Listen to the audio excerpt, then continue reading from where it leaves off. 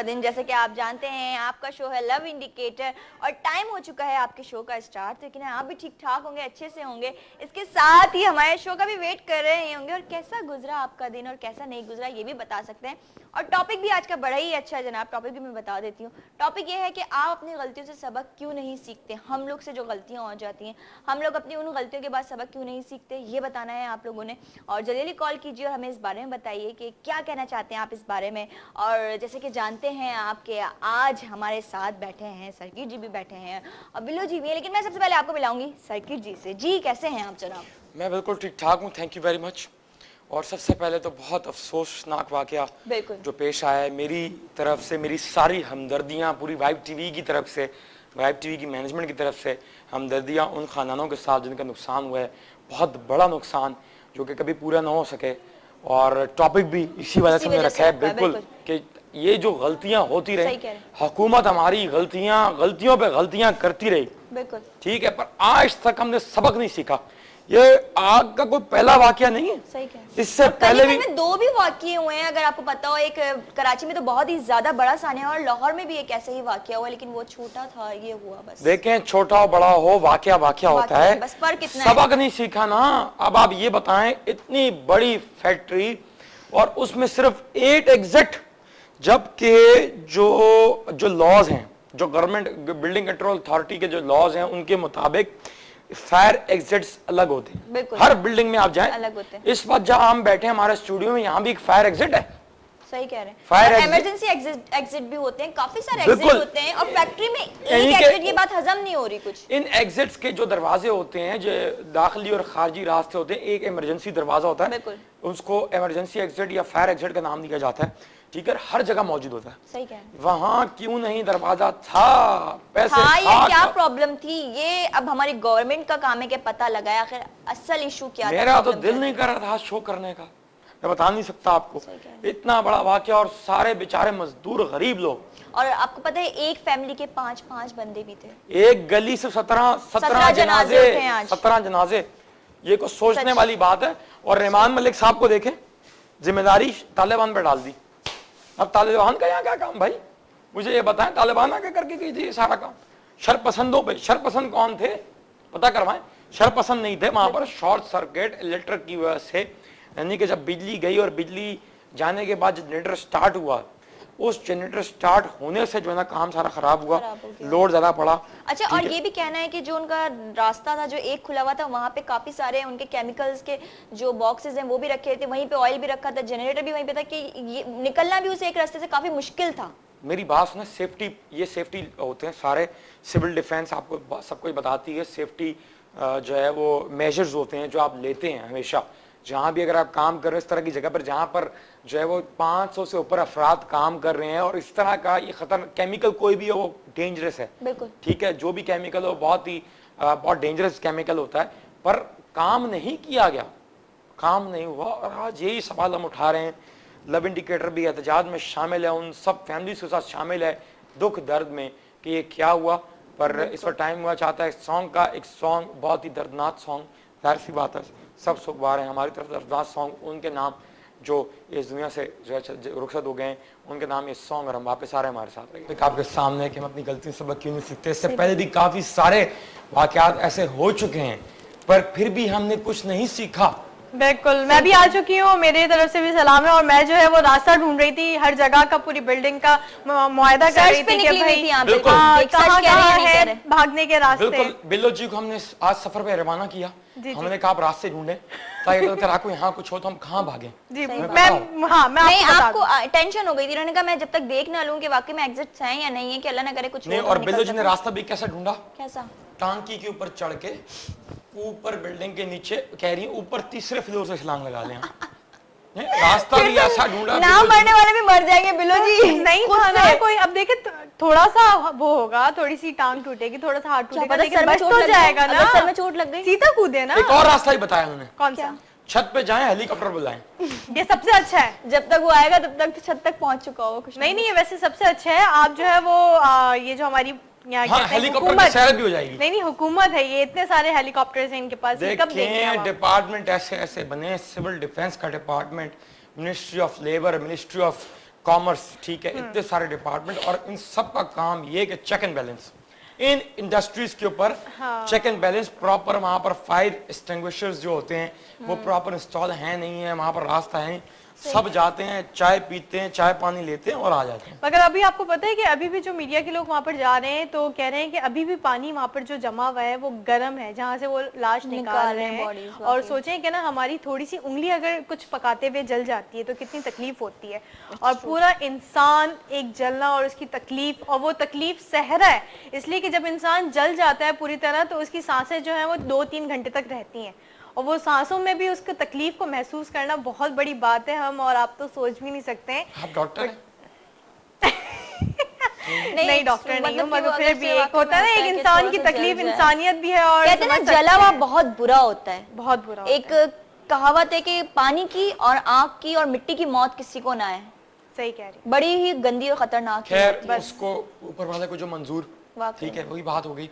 पर यह है कि हमें अब आज आपने पूरा पाकिस्तान कॉल करेगा और कहेगा कि गलतियों से सबक क्यों नहीं सीखा गया, and who is the responsible. बिल्कुल, ये भी बताएं वाकई में इट्स ट्रू कि कौन है इसका रिस्पॉन्सिबल, कौन, आप किसको जिम्मेदार समझते हैं? और उन फैमिलीज के साथ आपने अपनी हमदर्दियां शेयर करनी है, आपने बहुत हमदर्दियां शेयर करनी है। हमदर्दियों के साथ साथ मैं ये भी बोलना चाहूंगी कि जो कुछ दे सकते हैं उनको वो भी दें, इसलिए कि जिनकी हैसियत है, कहते हैं ना कि हैसियत तो यहाँ पर बहुत सारे लोगों की है, लेकिन हैसियत वहीं तक होती है जो सिर्फ अपने ऊपर खर्च करते हैं। लेकिन अभी इतना बड़ा हादसा हुआ है, इतनी सारी फैमिलीज हैं, एक फैमिली के 4-4, 5-5 बच्चे जो एकदम से चले गए, तो उन लोगों के लिए कुछ कर सकते हैं तो प्लीज करें। ज्यादा दुख जो है वो जो वहाँ पर खवातीन थी उनका है बहुत ज्यादा, कि वहाँ पे लेडीज भी काम कर रही थी, बच्चे भी थे वहाँ पर। यूजुअली ये होता है कि इस तरह की गारमेंट फैक्ट्रीज में वो वुमेन वर्कर भी होती हैं, वुमेन्स वर्कर, ठीक है, वुमेन वर्कर भी होती हैं, वो भी काम कर रही होती हैं मर्दों के साथ साथ, ठीक है, बिकॉज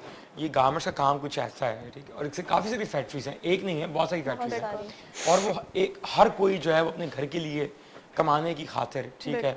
मैं देख रहा था, मेरी आप समझे ना, मेरा दिल ऐसा हुआ कि एक फैमिली की 3 खवातीन और एक भाई बचाने की खातिर कूद पड़ा बेचारा, और वो भी अपनी जान से गया, और इतना सारा, बहुत ज्यादा। और मीडिया के काफी सारे, मैं आपको बताना चाहूंगी कि हमारी नीलम मुनीर जो हैं कितनी यंग है, और उन्होंने जैसे ही ये वाकया सुना तो वो वहाँ पर जाके कुछ ना कुछ कह रही हैं, जितनी हैसियत हो सकती है। आर्टिस्ट भी ये सोच रहे हैं कि जितनी उनकी हैसियत है वो कुछ तो डोनेट करें। बिल्कुल, करने वाले बहुत कुछ कर सकते हैं, पर यहाँ जो है खाने वाले बहुत बैठे हैं, बहुत बैठे, मसला तो यही है, खा पी रहे हैं, सब खा पी रहे हैं, कर कुछ नहीं रहा। कॉलर भी हमारे साथ देते हैं। अस्सलाम वालेकुम। वालेकुम जी, खुर्रम बात कर रहा हूँ कराची से। खुर्रम कैसे हैं आप? जी दुआ है, मैं काफी अरसे के बाद कॉल कर रहा हूँ। बिल्कुल बिल्कुल, काफी अरसे के बाद कॉल आएगा। जी हाँ, बहुत रेगुलर आपका कॉलर था मैं प्रोग्राम में। ये थाने के हवाले से ही मैंने बात करनी है।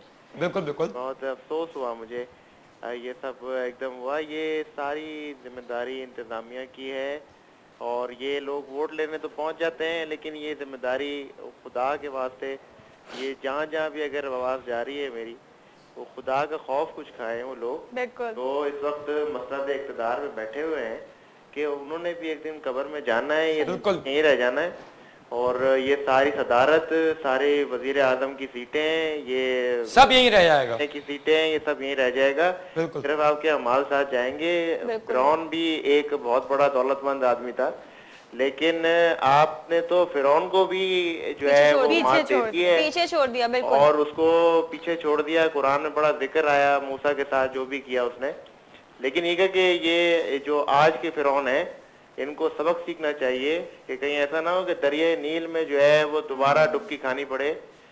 और मेरा मैसेज यही है कि जो जितने भी हमारे यहाँ पे लोग हैं वो इन लोगों को समझ लें, और इनकी जो है जो इनकी सेल्फ एक चीज है, वो सिर्फ इक़्तिदार है, बिल्कुल, और कुछ भी नहीं। लोग पर जो जिनकी फैक्ट्री थी, ठीक है, उन्हें भी तो एहसास होना चाहिए। देखें फैक्ट्री तो देखें, एक चीज थी, वो बंदा भाग गया। लेकिन एक है कि इंतजामिया भी तो कोई चीज है ना, कि यार देखें आप एक फैक्ट्री बना रहे हैं, अब उसमें कोई एग्जिट नहीं है, तो एक मेन रास्ता है, एक मेन डोर है, और वो ऑटोमेटिकली बंद हो गया। जब वो लॉक्ड हो गया तो फिर कोई जगह थी नहीं जहाँ से सेफ पैसेज मिलता, और सब जगह पे ग्रिल्स लगी हुई थी, ग्रिल्स बाकायदा जो है वो सील किया हुआ था पूरी एक डब्बे की तरह था, बिल्कुल उसमें कोई एग्जिट नहीं था, कोई जिस तरह कोई जेल है, जेल जेल की तरह पूरी। जी जी बिल्कुल। और ये है कि ये खुदा का खौफ खाएं जरदारी साहब भी और ये जो दूसरे लोग यहाँ पर मसनद इक़्तिदार में बैठे हैं कराची में, कि देखें कहीं ऐसा ना हो कि आपके ऊपर ऐसी कोई चीज जैसे आज इनके साथ पेश आई है, कल को आपके साथ पेश आए और आप इस दुनिया में एक डब्बे की तरह बंद होकर रह जाएं, और फिर जब आपका सांस घुटे और आपको मौत जो है सिर्फ मौत के अलावा और कोई चीज नजर नहीं आए, तो फिर अल्लाह ही हाफिज है फिर आप लोगों को। अच्छा खुर्रम, अब आप क्या कहना चाहेंगे कि जो फैमिलीज इनका नुकसान हुआ है, बहुत बड़ा नुकसान, देखें कई लोगों के तो घरों के चिराग ही उजड़ गए। बिल्कुल, मैं उन फैमिलियों से क्या हमदर्दी कर सकता हूँ जिनके घरों में सिर्फ एक कमाने वाला था, अब कोई नहीं है।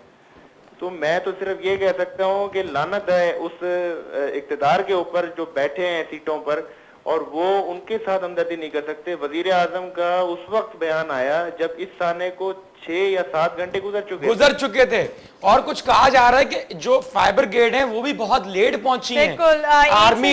आर्मी नेवी एयरफोर्स की फाइबर गेट से मदद नहीं तलब की गई सही टाइम पर। उनके पास काफी बड़ी एक डिपार्टमेंट्स हैं फाइबर गेट्स के, हमारी इतनी फाइबर गेट शायद कम पड़ गई थी जो सिटी से गवर्नमेंट की है, ये भी कहा जा रहा है। थैंक यू वेरी मच, आपने बहुत अच्छी बात की, एक सच्चे पाकिस्तानी की तरह आपने बात की, और यही हम चाहते हैं कि सब कॉल कीजिए। शायद हमारी आवाज़ उन तक ना पहुंचे पर आपकी आवाज़ ज़रूर पहुंचेगी, और हम भी अपनी तरफ से अपील कर रहे हैं, बहुत दुख में बराबर के शरीक हैं, और ये चाह रहे हैं कि नेक्स्ट टाइम ऐसा कोई वाकया पेश ना आए, और जो अब वाकया हुआ है उन फैमिलीज की सपोर्ट करनी है। बहुत गरीब खानदान थे, यकीन जानिए, मैं बता नहीं सकता, मैंने देखा इतने गरीब खानदान थे कि आप देखें ना कितने गरीब खानदान होंगे जो वो कहते हैं ना कि एक दिन के 200 या 300 रुपए उनको मिलते थे, तो वो क्या लोग होंगे, और उनकी पूरी फैमिली निकलती थी कमाने के लिए। बिल्कुल, और ऐसे देखिए यहाँ पर तो कोई गवर्नमेंट इंफ्रास्ट्रक्चर तो है नहीं, सपोर्ट कोई होती नहीं, आपने अपनी मदद आपके तहत सब काम करने हैं, आपने जाना कमाना है पूरी फैमिली को, आपने कहते हैं बस जरा सा बच्चा या लड़की बड़ी हुई नहीं कि वो जॉब के लिए वहां पे निकल गई। बहुत छोटे छोटे लड़के भी नजर आए देखने को, आप देखें पिक्स देखें जो दिखा रहे हैं, यंग बिल्कुल के वाकई में कि जिनको देख के आपके रोंगटे खड़े हो जाएं सुन के कि ऐसा भी हुआ है। बिल्कुल, मगर यही कह सकते हैं कि मीडिया जितना दिखा रही है, हम भी कोशिश कर रहे हैं, बोल रहे हैं आपसे, अपील कर रहे हैं, गुजारिश कर रहे हैं, लेकिन देखते हैं कि 3-4 दिन के बाद रिजल्ट क्या आता है। इसलिए कि आज तक तो पाकिस्तान में मैंने देखा है कि कुछ हुआ नहीं है। सबसे बड़ा वाकया इस वक्त कराची का one of the biggest incident इस नौयत का, ठीक है, ये जो फायर आग का जो वाकया है, इस तरह का आग लगने, आतिशबाजी का, ठीक है, आतिशबाजी का ये वाकया अपनी नौयत का सबसे पहला वाकया है और सबसे बड़ा वाकया है, बहुत बड़ा वाकया। अगर से वक्त पे सब पहुंच जाते, पाइप ग्रेड पहुंच जाती, तो शायद कुछ हद तक मदद बिल्कुल वहां पर तोड़ी जा सकती थी, एग्जिट्स को तोड़ा जा सकता था, ठीक है, दीवारों को तोड़ा, जैसे बाद में गया उस पर भी तोड़ा जा सकता, यानी कि राइट टाइम पे रेस्क्यू, हमारे पर रेस्क्यू का कोई प्रीपेड प्लान नहीं है। वो जब तक पहुंची तो आग इतनी फैल चुकी थी कि वो बर्दाश्त में, मतलब काबू में नहीं आ सकी। अभी तक पता चला है कि 283 आई थिंक, अभी 283, 289 इस तरह के 280 के आ चुके हैं, मगर देखिए 300 के करीब जो है वो लोग एक दिन में एक वक्त में चले गए, तो वो बहुत बड़ा हादसा है। और फिर जिनके जो ऑनर थे वो भी ये सुना है कि पाकिस्तान कराची से बाहर चले गए हैं और अपनी फैमिली के समेत चले गए हैं, और ये बहुत ही अजीब, इसलिए कि उनको देखना चाहिए था, इसलिए कि उनकी अच्छा अगर से ये बात आती ना, देखिए उनकी मिस्टेक नहीं थी बकौल के, अगर आपकी मिस्टेक नहीं है तो फिर आप क्यों भागे? आप खड़े हो, सपोर्ट करो, जो आप कर सकते हो, जो आपसे बनता है वो तो आप एटलीस्ट करो। और चले भले आपकी गलती नहीं है लेकिन आप कुछ तो कहो, कुछ तो करो, ये कि भाग जाओ। लोगों ने एक वीडियो आई है जो इमेच्योर वीडियो है, बेसिकली वो मोबाइल से बनाई गई है, इसमें दिखाया जा रहा है कि 3रे-4थे फ्लोर से लोग जो है वो जंप कर रहे हैं, ठीक है, छलांग लगा रहे हैं, और एक साहब थे जो बच गए, जो प्रोडक्शन मैनेजर थे, उनकी टांग टूटी, ठीक है, 4थे फ्लोर से उन्होंने जंप किया, ठीक है, लोगों ने इस तरह जो है वो ग्रिल्स तोड़ी गई हैं, पहले ग्रिल्स जो बता रहे हैं कोई सिलाई मशीन्स थी उनकी वजह से ग्रिल्स को तोड़ा गया, इसके बाद उन्होंने जंप किया। खैर खादिम